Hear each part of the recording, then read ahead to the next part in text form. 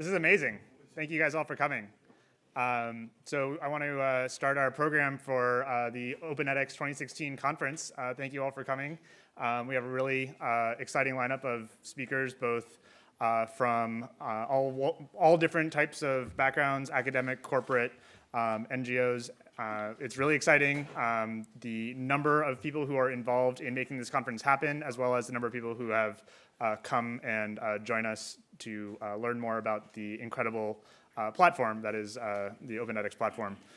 So to start us off, I'd like to introduce Dr. Jennifer Widom, computer science professor here at Stanford.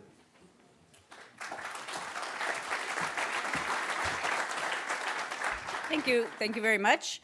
My job is to welcome you to Stanford. I understand that the previous 2 years the conference was held on the East Coast. I hope nobody's complaining about coming out here this week. Looks like it should be a nice week. So first of all and foremost, welcome to Stanford. I wanted to just tell you a little bit about my experience with online learning, massive online learning. I was department chair of computer science for 5.5 years, and there's a very few number of days that are very memorable from that 5.5 years. I'm going to tell you about one of them, which was the day I came into the office. It was, I think, August of 2011, and the department manager says to me, "You need to see a web page that Sebastian Thrun has put up." And that web page was his introduction to offering his artificial intelligence class free to the world. It came completely out of the blue. He hadn't told anybody about it in advance. He just put it up there and said, "My Stanford course is now available to everybody. And by the way, you're going to be compared to Stanford students, and you're going to get a Stanford certificate," and so on. A few of those things quickly went away. But what did not go away was Sebastian's course, and I really think that very day was a big turning point, not just for me as chair or Stanford, but for all of us in online education. So he did launch his course in the fall of 2011, as most of you probably know, and Andrew Ng, who was also interested in online learning, and myself, who I'd been preparing some materials to put online for my database course, decided that we would join Sebastian and we would also offer our courses. Andrew's was a machine learning course and mine was a databases course. We'd offer them also in the fall of 2011. And I have to say, it was really fun. I forgot about my research group, forgot about being department chair. I threw myself into it completely, and I had a great time. I felt like a pioneer, and it was fun to work with Andrew and Sebastian as this new MOOC idea, wasn't called that at the time, got launched. So I did offer a class in databases, and it had quite a lot of content. I had lots of quizzes. I had automatically checked SQL exercises that one of my graduate students helped implement. I did XML, XQuery, all kinds of stuff, quite a bit of functionality. Like I said, I threw myself into it. Those materials are still available, still being used on a daily basis, probably as we speak. My materials have been on 4 different platforms. I think maybe every possible, well, no, there's a few now that haven't been on. The first platform was actually in the fall of 2011. Sebastian's course was on what became Udacity. But Andrew and I had our courses put on a platform that was hastily being built by some amazing students. So they were about 1 day ahead of us, building the platform. But they were remarkable.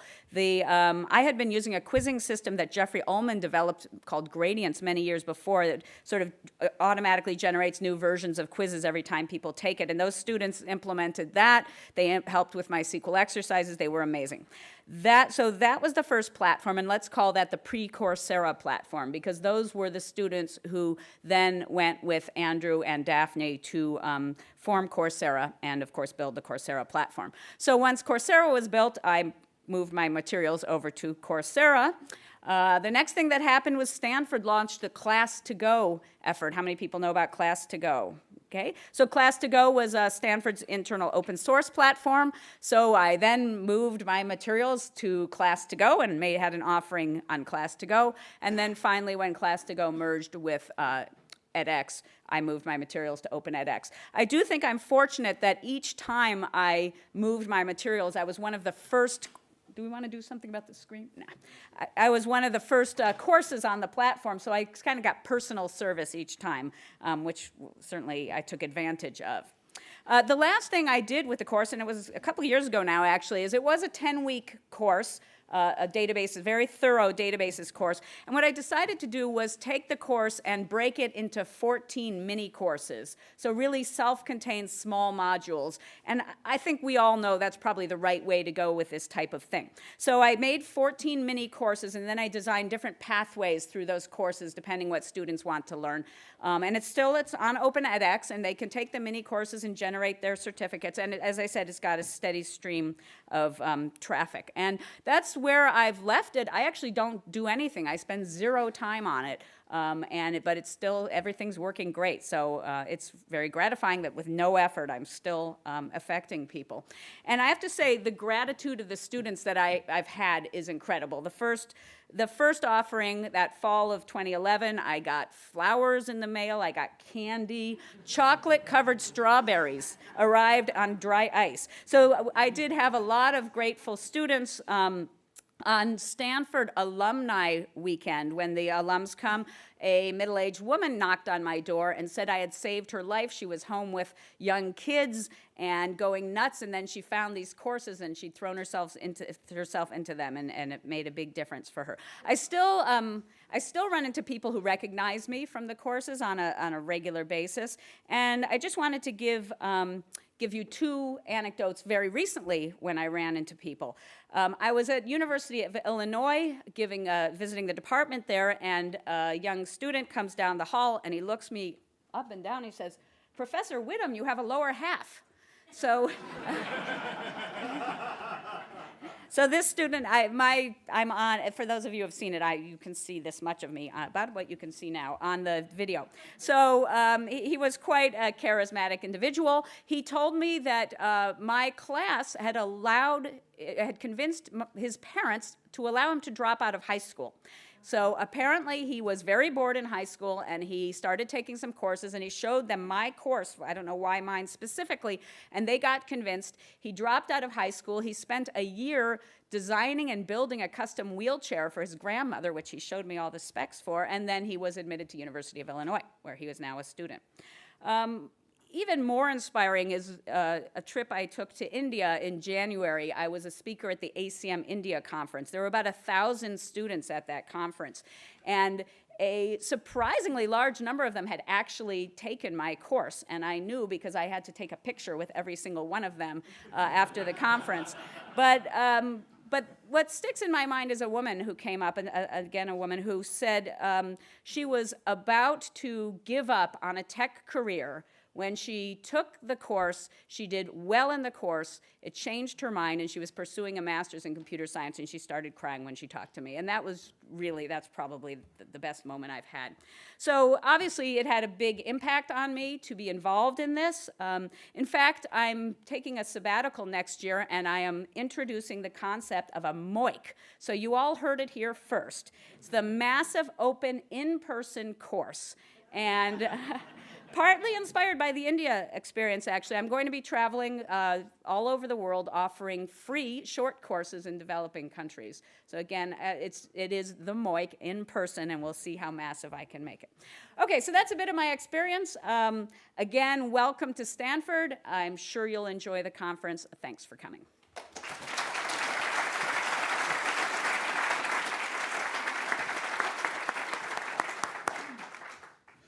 Our next speaker, you may be familiar with him, is our founder and CEO of edX, MIT professor, and really inspirational leader. I'd like to introduce Anant Agarwal.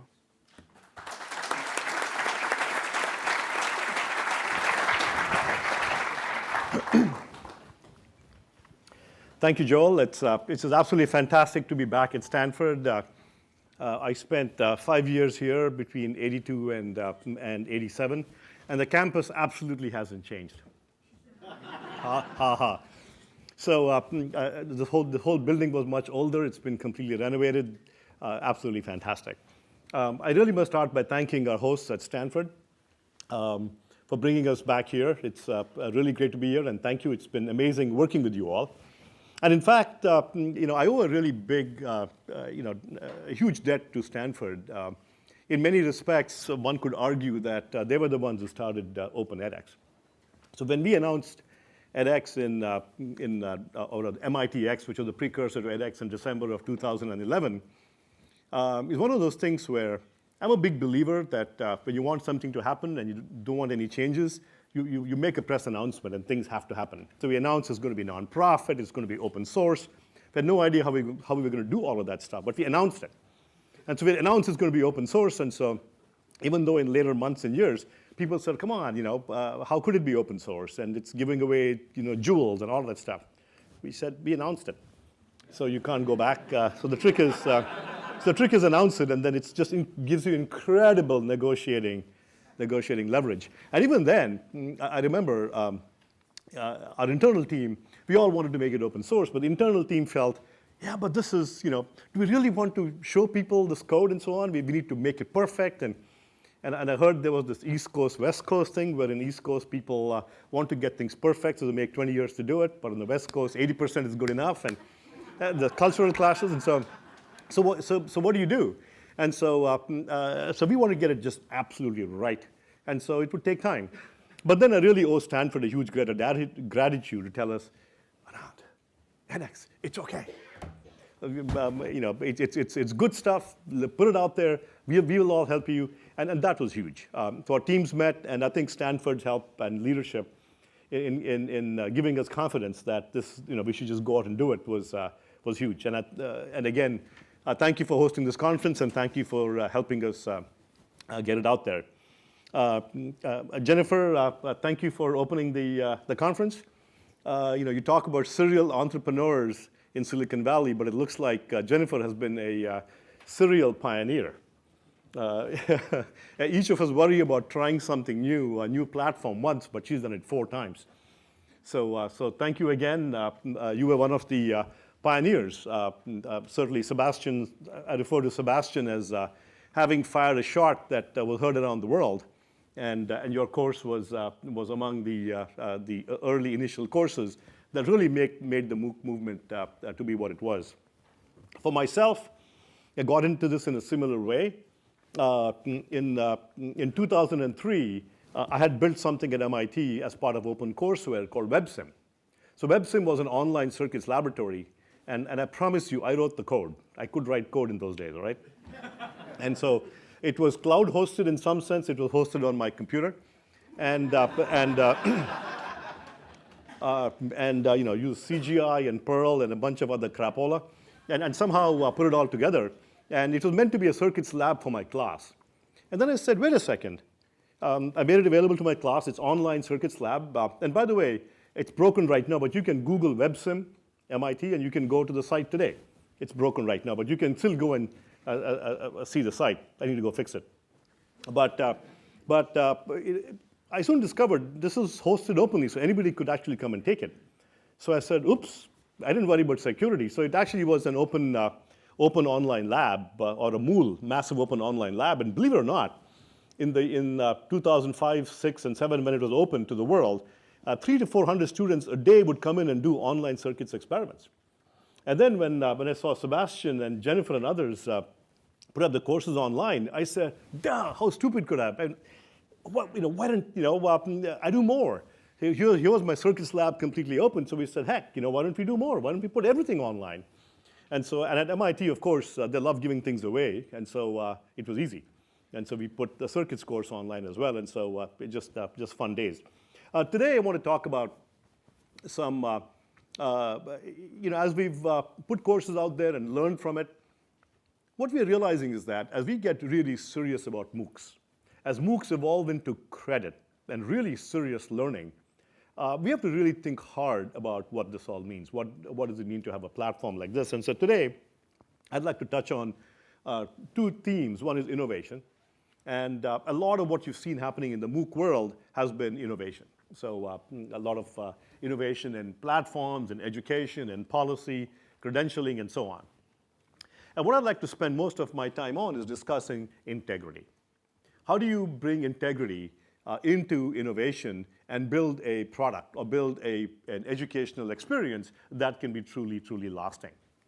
So before I do that, just a quick introduction to where we are today as edX. So as you know, we're a nonprofit founded by Harvard and MIT. You can go to edX.org and take courses. Our mission hasn't changed. You hear about pivoting a lot in Silicon Valley, but as a nonprofit, you don't pivot, you have a mission. If you pivot, then you form a different nonprofit. As a nonprofit, you have a mission, and you set your targets on the mission, and irrespective of what happens to the world, you chase your mission. And so this slide really hasn't changed, and I show it in every talk. It hasn't changed in 4.5 years. Increase access, improve the quality of education, and do research in learning. So today, we've grown to over 8 million students from every single country in the world. I think about 27 million courses taken, over 100 partners, courses in a variety of languages, about 1,000 courses on our platform.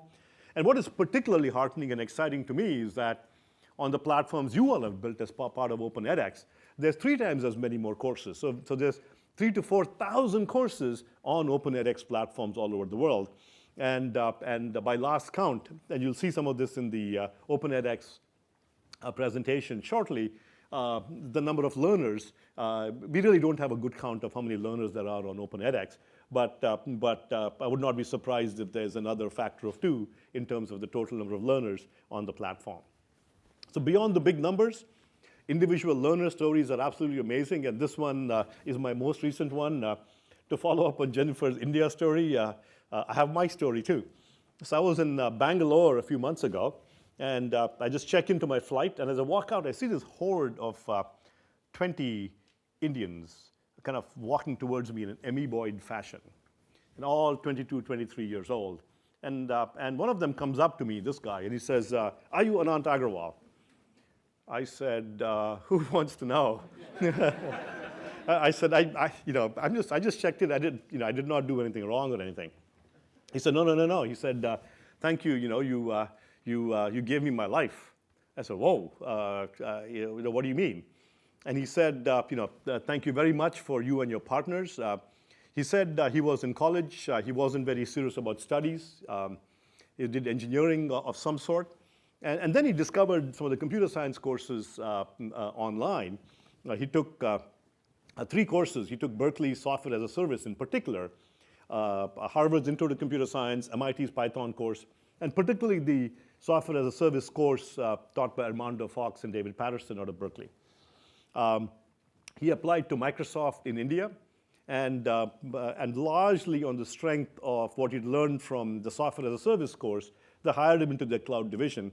And he said, "I'm completely thankful to you and edX and your partners for what you've done," where he learned the stuff that he was applying in his day-to-day job at Microsoft. The Open edX movement, from the early conversation with Stanford when we very, very trepidatiously put things online, I promise you, every day I was scared, saying, what would someone say? "God, you call this a platform or something?" But we were so scared. But that said, again, we put it out there, and again, thanks to the whole community, you all have really helped bring it to where it is today. And the feature velocity and the solidity is just absolutely amazing. And thanks to all of you for the collaboration and the help. Shockingly, I would never have believed this would have happened. I still don't believe it. Many nations have begun to adopt edX today. Some of the earliest ones were France Université Numérique. Any of you here? FUN, fun folks? There you go, welcome. Xuetang X from China, they launched the Ministry of Education, and Tsinghua launched a national platform in China. A number of others, Durub from Jordan, Edrak from Jordan and Durub from Saudi Arabia. Hong Kong, HK MOOC from Hong Kong, TC Pong and Company. Russia launched a platform September of last year called openedu.ru. And the most recent one, Israel X, is about to be launched. And edX is working with Israel and their Ministry of Education to launch a national platform for Israel where they'll teach courses in Hebrew, Arabic, and English. So this is really becoming a worldwide movement and just absolutely exciting. We're also working with India, and hopefully something big may happen there as well. There are a lot of both private and public entities that are looking to do a lot in that country as well. Very exciting. So a lot of that is what you might call innovation. By bringing technology into education, how can we scale access? How can we improve quality and so on? But what I want to talk about now is integrity. And I think there's a new frontier that I want all of you to think about and help us across. So if you look at MOOCs, we've talked about numbers. In addition, a lot of the MOOC pioneers, both in the California area, around the world, on the East Coast, have worked on credentialing approaches as well. How do you make these meaningful to learners? And so we started off with the very first course on edX. This was the Circuits course on edX. Had a MIT certificate on it. And I think a lot of kudos to MIT for having the gumption to issue an MIT certificate. It's called MITx. That was the key. People were worried about an MIT certificate. So the X was just absolutely incredible branding, where it's not an MIT certificate, it's an MITx certificate. It's a different brand. And that really helped the universities be willing to give certificates, not just email letters and so on, but honest to goodness certificates for completing these courses, branded as the university brand. That was a big step. Following that, we went to sequences of courses. This was about a year and a half later, where people were really worried about sequences of courses. Well, one course was fine, but when we first launched X series, this was the first time sequences of courses began to be offered with the certificate. I remember Tamar Lewin came out with a New York Times article that really scared the bejesus out of me. I just said it was hard enough getting universities to partner up and offer sequences of courses. Her headline talked about what will edX offer next, degrees. So she was making a jump from one course to sequences of courses with a certificate to degrees. But sequences of courses was, again, an X series was, again, a big innovation. And this, of course, has been followed by, in later months, from a lot of the MOOC providers in things like nano degrees and specializations and others. But certainly, it was hard to get the universities to actually offer sequences of courses. The next big milestone was credit. And here, again, huge kudos to Arizona State University for partnering with us to launch Global Freshman Academy, where you can take courses for free. For $50, you can sign up for a verified certificate. And then the beauty is, if you pass, you can pay and get credit on an ASU transcript. Just imagine that concept, pay if you pass. Absolutely brilliant. And you can do this with the near zero marginal cost offered by technology. You can let people learn for free. And then they can pay for success. You don't have to charge people up front. So credit was the next big one. And then the most recent innovation was the MicroMasters. And here again, huge gratitude to MIT for pioneering this and going through all the committees at MIT. So MicroMasters is a very interesting concept. This concept is, again, this is possible with zero marginal cost. The idea here is that you can learn for free. So on edX, that will stay true. You can learn the videos, exercises, homeworks, exams, certificates. The learning part, all the way through to certificates, including exams, are free. And they will continue to be free. If you can take a MicroMasters, a sequence of courses, roughly 1/4 to 1/2 of a master's. You can learn for free, and you can, if you don't want the credential, you can just learn and do the exams and all that stuff for free. You want the credential, you pay on the order of $800 to $1,000 for a sequence of courses. And there is virtual proctoring as part of it. And if you pass, you get the MicroMasters. So you pay to get the MicroMasters credential. It doesn't stop there. There's inverted admissions process. If you get admitted into MIT, and MIT will pay attention to your performance in the MicroMasters, and if you get admitted into MIT, then that MicroMasters credential at MIT will count towards half of your MIT master's degree in supply chain management. Wow is the word. In 4 years, we've come a long way. This is a big, big deal. Because one, you can learn for free. It's really important for our mission. We're not excited about people having to pull out a credit card each time you take an exam. Nope, you can learn for free. You want a credential or MicroMasters, you pay on the order of $1,000, which is about a couple % of what a master's degree might cost. And then an inverted admissions process where your performance in this will be taken into account into admissions at MIT. And if you get in, You can now complete your on-campus master's in half the time and for half the cost. So the moment MOOCs translate into credit, whether at Global Freshman Academy for freshman year or the MicroMasters form, credit is a big deal. And now that we're offering credit for MOOCs, I liken it to crossing the sonic barrier for MOOCs. A lot of good things have to happen in order for us to be able to scale this. The most important thing that comes up is that, wait a second, you've taken a MOOC and that translates to credit on a campus, and at Arizona State or MIT and so on. So wait a second. I understand giving away content for free, but now, how do I know that the student hasn't cheated? Hey, on campus, I give students a timed exam. They need to be able to do things fast and correctly, and not infinite amount of time. I can't let my exam sit out there for the whole world to see. What do I do when people open up multiple accounts, something that Ike Chuang and others at MIT discovered, and open up multiple accounts and harvest questions from a free account, harvest questions from a certificate account by opening up multiple accounts? It's free.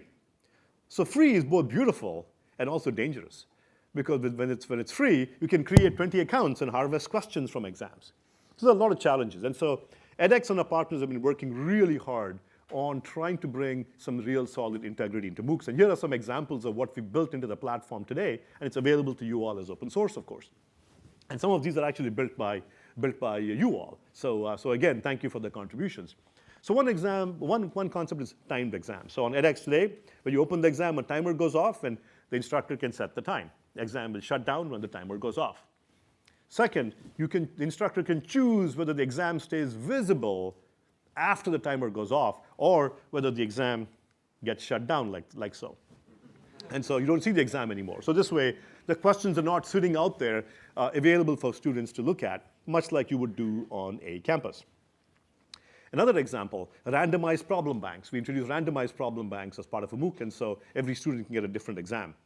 From the very first day, we've had other randomizations like randomized numerics and so on. The other big thing we did was introduce virtual proctoring as part of all our credit courses. So with the MicroMasters or Global Freshman Academy, when students take these courses and pay to be on the verified track, signaling they want a certificate or credit, they take a virtually proctored exam. And I'll talk more about that in a second. And that really is very, very solid in terms of preventing cheating. And the last idea is the concept of cohorts. The idea is that many times offering specialized experiences like virtual proctoring and so on to some students is expensive. And you want to offer that only for people who pay. So anything that technology can make you scale, offer it for free, automatic grading, all of that stuff. But if certain things cost money, like virtual proctoring or maybe hand grading and so on, then what you do is you create a cohort. So let me talk about both virtual proctoring and cohorts a little bit. So virtual proctoring is a way to prevent cheating when taking an exam. And here's how it works. We partnered with a company called Software Secure. There are many other companies doing it, but here's one example. This is an asynchronous method for students to be able to take exams online in a way that prevents cheating. So when you take the exam, you start the exam, and a webcam kicks off and watches you take the exam. The exam is timed, and the webcam not only captures, the software not only captures you taking the exam, it also captures a screen capture of what else is on your screen, so you can't Google for the answers. Similarly, it also captures audio in the room, so someone cannot shout out the answers to you, and so on. So this video is captured, and this video is sent into the cloud. Now, this video package becomes a part, this record of you taking the exam becomes a part of your record. So just the fact that if I'm taking an exam and the video of my taking the exam, if I know that it's part of my record, that itself is a big enough deterrent. Okay, if I want to get a MicroMasters, no way I'm going to cheat if there's a video of me taking the exam. Heck, I may get caught 7 years later. So that just the act of taking a video is a huge deterrent. It doesn't stop there. A video is shot into the cloud, and companies like Software Secure have hundreds of people off-site. This is like offshoring proctoring, and they watch the video sitting in cubes and really, really watch the video. And these are experts. They can tell when people cheat. So as an example, in some of the Arizona State partnership we've done with Global Freshman Academy, we've actually caught a few cheaters. And so they watch you taking the exam at high speed after you've done the exam. So you don't have to find a person to watch you right then and there. This is part of your record and is watched later.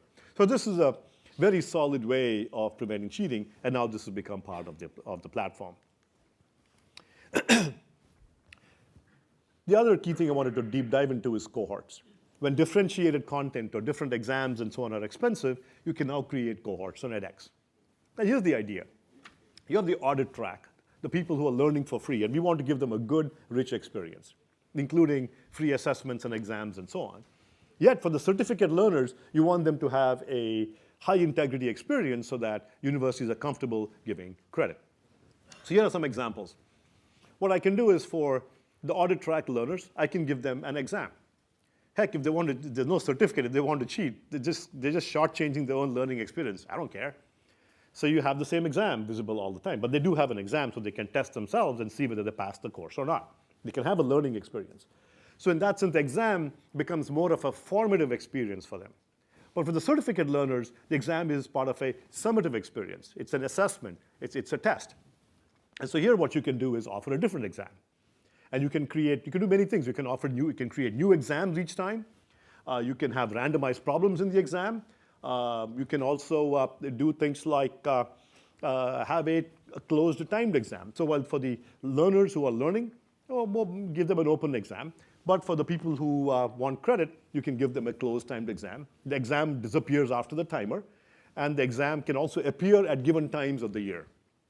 You can say, OK, worldwide, the exam will appear at this time. Boom. So you can do all of these things now. Other thing you can do is that for essays and so on, universities are still are not comfortable with peer grading or AI assessment and so on, although as AI assessment improves, we will get them over that hill.